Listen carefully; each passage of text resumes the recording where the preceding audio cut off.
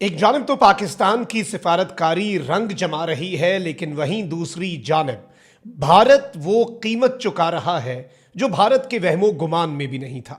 भारत के वजीर आजम नरेंद्र मोदी ने अमरीकी सदर ट्रंप से G7 समिट के साइडलाइंस पर मुलाकात भी की है।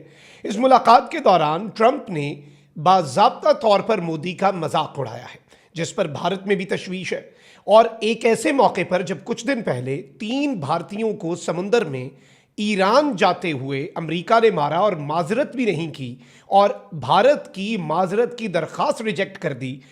मोदी का ट्रंप से मिलना मोदी की अपनी सियासत को खत्म कर रहा है। But on the other hand अब एक और बहुत बड़ी डेवलपमेंट हुई है और बाज़ाब्ता तौर पर आप ये कह सकते हैं कि भारत उजड़ गया है। मसला कश्मीर पर नाकाबिले यकीन पेशरफ्त हुई है और पहली मर्तबा भारत को सबसे बड़ा धचका अमेरिका के डिपार्टमेंट ऑफ वॉर की तरफ से लगा है।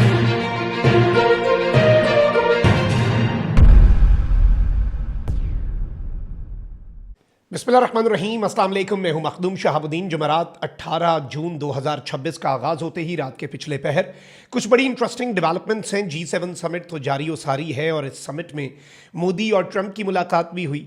इस मुलाकात में अपेरेंटली डोनाल्ड ट्रंप ने मोदी की बहुत तारीफ़ की, मोदी के हुस्न की तारीफ़ की। मोदी बहुत प्यारा लगता है, बहुत ही खूबसूरत आदमी है, कभी कभी फरिश्ता लगता है, कभी कभी कातिल लगता है। इस तरह की बातें डोनाल्ड ट्रंप ने की। लेकिन जो काम अमेरिका के डिपार्टमेंट ऑफ वॉर ने कर दिया है, अमेरिका की फौज ने भारत के साथ कर दिया है, इस वक्त भारत ने आसमान सर पे उठा लिया है। और नरेंद्र मोदी के खिलाफ जो कांग्रेस का एक नैरेटिव था, नरेंद्र सरेंडर, G7 समिट में भी उसको तक़वियत मिली है। और अब जो अमेरिका की फौज ने कदम उठाया है और मसला कश्मीर पर पाकिस्तान को एक अजीम फतह मिली है, उसमें भी नरेंद्र सरेंडर का नैरेटिव मजीद मजबूत हो गया है। भारत के वजीर आजम के लिए डोमेस्टिक सतह पर प्रॉब्लम्स बढ़ती जा रही हैं, उसकी पॉलिटिक्स ख़त्म होती जा रही है। मैं डिटेल्स कुछ आपके सामने रखता हूं, लेकिन उससे पहले अगर अभी तक आपने इस वीडियो को लाइक नहीं किया तो लाइक ज़रूर कर दें, कमेंट सेक्शन में राय का इजहार भी कीजिएगा और पाकिस्तान जिंदाबाद का नारा आपने कमेंट सेक्शन में ज़रूर लिखना है। नाज़रीन इकराम, फ्रांस में जारी G7 सरबराही इजलास की साइडलाइन पर अमरीकी सदर ट्रंप और भारतीय वजीर आजम नरेंद्र मोदी की मुलाकात हुई। अमरीकी सदर के साथ होने वाली मुलाकात में नरेंद्र मोदी हाथ में पर्ची थामे बैठे रहे। मुलाकात के बाद मीडिया से गुफ्तगू करते हुए ट्रंप ने कहा कि उनका भारतीय वजीर आजम के साथ बहुत अच्छा ताल्लुक रहा है, अच्छी गुफ्तगू हुई है, तिजारती मुआहदे भी हम करेंगे। और एक और इंटरेस्टिंग बात हुई जब भारतीय सहाफ़ी ने कहा कि भारत के साथ कोई डिफेंस एग्रीमेंट क्यों नहीं करते, तो ट्रंप ने बात को गोल कर दिया। उसने कहा कि दिफाई मुआहदे के बगैर भी हम आपकी मदद के लिए आ जाएंगे, आपको कभी ज़रूरत पड़ी, किसी ने हमला किया तो हम आएंगे। जब तक मोदी है मैं तब आऊँगा, मोदी के बाद कोई आया तो फिर मुझे नहीं पता मैं आऊँ या ना आऊँ। इस पर वहाँ पर कहके लगे। एंड ऑब्वियसली डोनाल्ड ट्रंप ने ये लिटरल सेंस में बात नहीं की, उसने मानी खेज़ अंदाज में एक अज़राए तफन्नुन ये बात कर दी। फिर उसने मोदी के वाले से कहा कि मोदी बड़ा प्यारा है, कुछ लोगों को वो एंजल लगता है, कुछ को वो कातिल लगता है। और इसमें सबसे आम चीज़ है कि भारतीय मीडिया भी ये सवाल पूछ रहा है, कांग्रेस भी ये पूछ रही है कि ट्रंप इतना ही कह सकता था कि भाई वो जो 3 इंडियंस हैं आबनाए हुर्मुज़ के करीब जिन्हें हमने मारा है, और जयशंकर ने मार्को रूबियो से भी कहा कि हमसे माजरत कर लें, ये पहली माजरत होगी जिसमें अगला हाथ जोड़ के कह रहा है प्लीज़ हमसे सॉरी करें। ट्रंप ने सॉरी तो दूर की बात एक्नॉलेज भी नहीं किया। और मोदी, देखें, ट्रंप ने तो ये बात नहीं करती थी, मोदी वहाँ पर जिक्र करता कि भाई आपने ये भी किया और इस पर आपको अफसोस होना चाहिए, और ये बड़े डिप्लोमेटिक तरीके से बात कही जा सकती थी ताल्लुकात ख़राब किए बगैर। लेकिन Narendra Modi sat there like an idiot. और खी जी जो है नरेंद्र मोदी की बड़ी मशहूर है और इंडिया में भी उस पर तनकीद होती है। मैं समझता हूँ कि वही उसने की, और इस सब के ऊपर उसकी बॉडी लैंग्वेज और बाकी चीज़ों पर भी तनकीद होती रही। और जो अटैक वाली बात है उसमें 2 चीज़ें सामने आई। एक तो इंडिया कहता है ना कि हमें किसी की मदद की नहीं ज़रूरत, और अब अमेरिका कह रहा है कि जब भी मार पड़ी हम आएंगे आपको बचाने। तो इससे क्या मतलब लिया जाए, इससे पहले भी मार पड़ी थी, आपको पिछले साल जहाज़ गिरे थे, अमेरिका इसी तरह बचाने आया कि उसने सुलह करा दी, आपसे सरेंडर करवा दिया, तो अब भी क्या अमेरिका यही करेगा? एक तो ये सवाल हो रहा है। लेकिन असल बड़ी डेवलपमेंट ये हुई है नाज़रीन कराम कि अमेरिका की फ़ौज जो है ना वो मुख्तलिफ कमांड्स में ऑपरेट करती है। जैसे अमेरिका की एक यूरोप की कमांड है जो उस साइड को देखती है, फिर एक सेंटकॉम है, सेंट्रल कमांड है, और ये US सेंटकॉम जो है वो ये गल्फ़ को, मिडल ईस्ट को, पाकिस्तान को, ये सारे एरिया के अंदर सेंटकॉम जो है ये उसका एरिया ऑफ इंटरेस्ट आता है। यानी यहाँ पर समुंदर में या कुछ भी इशू आता है तो वो एक कमांड बनी हुई है, एक स्ट्रक्चर है। जैसे US सेंटकॉम का हमने पिछले दिनों बहुत चर्चा सुना, इसी तरह से एक इंडो पैसिफिक कमांड थी अमेरिका की, और अब अमेरिका ने जैसे डिपार्टमेंट ऑफ जो डिफेंस है उसे डिपार्टमेंट ऑफ वॉर यानी महकमा दिफा को महकमा जंग और वजीर दिफा को वजीर जंग, secretary of war Pete Hegseth, ये रीनेम किया। अमेरिका कुछ स्ट्रेटेजिक शफल्स ला रहा है।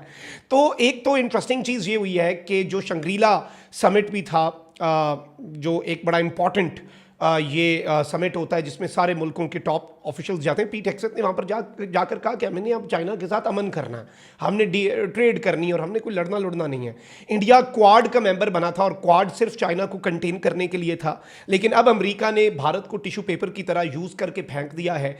क्वाड की मीटिंग रस्मन होती है, बल्कि अमेरिका और बाकी ममालिक जो क्वाड के, उन्होंने फ़िलिपीन को बीच में भारत की जगह डाल के अलग से भी एक नया क्वाड बना के उसकी मीटिंग्स भी शुरू कर दी हुई हैं। और अब इंडिया को एक बहुत बड़ा धचका लगा है, इंडो पैसिफिक कमांड जो है उसका नाम अमेरिका ने रीनेम कर दिया। देखें, ये आप ये नहीं कह सकते कि ये सिर्फ नाम तब्दील हुआ है, इंडो पैसिफिक कमांड को अमेरिका ने रीनेम करके पैसिफिक कमांड कर दिया है। जो इसमें इंडो था वो आउट कर दिया है और अमेरिका का स्ट्रेटेजिक फोकस जो है वो शिफ्ट हो रहा है। ये एक क्लियर सिग्नल है। और इसमें जो चीज़ वाज़ी होती है वो ये है कि US is now putting less emphasis on partnering with India against China.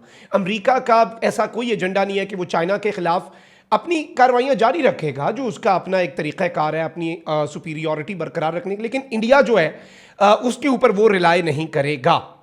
और डिपार्टमेंट ऑफ वॉर ने यूएस पैसिफिक कमांड डेजिग्नेशन जो है उसको वापस रिस्टोर कर दिया है और इसे बाज़ाब्ता तौर पर यही कहा जा रहा है कि this is the death of quad, वो जो एक क्वाड बना था। और अभी रिसेंटली इंडिया ने चाइना से ताल्लुकात ठीक करने की कोशिश की। चाइना आगे से जवाब क्यों नहीं दे रहा? चाइना कहता है कि भाई तुमने पहले क्वाड बनाने की कोशिश की मेरे खिलाफ, अब तुम्हें वहां से जूते पड़े हैं, वहां से तुमने मुंह की खाई है, उनके आलाकार बन के तुम वेस्ट को कहते थे मैं चाइना को खा जाऊंगा, मुझ पर इन्वेस्ट करो। तुम पाकिस्तान का मुकाबला नहीं कर सके, वेस्ट ने कहा तुम बेकार हो, उसने तुम्हें यूज करके फेंक दिया। अब तुम हमसे ताल्लुकात ठीक करने आए, तो ना घर का राना घाट का। इस रीजन के अंदर भी और रशिया से जितने अच्छे इंडिया के ताल्लुकात हों, रशिया चाइना वाली अपनी स्ट्रेटेजिक अलायंस तो नहीं खत्म कर सकता। यही नरेंद्र मोदी के साथ हुआ, मुंह उठा के चाइना गया वो समिट के अंदर और शी जिनपिंग ने बाकी तमाम सरबराहान को कहा कि समिट के बाद परेड में शिरकत करो। मोदी को कहा इसी जिन पैरों पे आए हो ना चाइना, उन्हीं पे वापस चले जाओ, उसे उसमें शिरकत भी नहीं करवाई। तो ये सारी चीज़ें एक स्ट्रेटेजिक इंडिया के लिए सेटबैक है और इंडिया जो है वो स्ट्रेटेजिकली साइडलाइन कर दिया गया। और अब यूं लग रहा है कि इस रीजन के अंदर there is no role for India in the eyes of US. इसके साथ ही साथ इन्होंने अपना जो एरिया है उसका एक नक्शा जारी किया। इन्होंने कहा है कि भाई ये हमारा एरिया ऑफ इंटरेस्ट होगा, यानी ये जो पैसिफिक कमांड है उसके अंडर दुनिया के नक्शे पर ये एरिया होगा। ठीक है, अब पाकिस्तान जो है वो तो आ जाता है जी सेंटकॉम वाले एरिया ऑफ इंटरेस्ट और उधर आगे गल्फ भी और वो सारा, और ये आ जाता है आपका पैसिफिक कमांड में। अब यहाँ पर जो नक्शा है उसमें कश्मीर को पाकिस्तान का हिस्सा दिखाया गया है और भारत कह रहा है कि अमेरिका की, और याद रखिएगा इससे पहले इंटरनेशनली इंडिया की लॉबी स्ट्रांग थी, तो इंडिया कोशिश यही करता था कि नक्शा वो हो जिसमें या तो इंडिया का पार्ट दिखाया जाए या हद यह है कि मुतनाज़ा दिखा दिया जाए।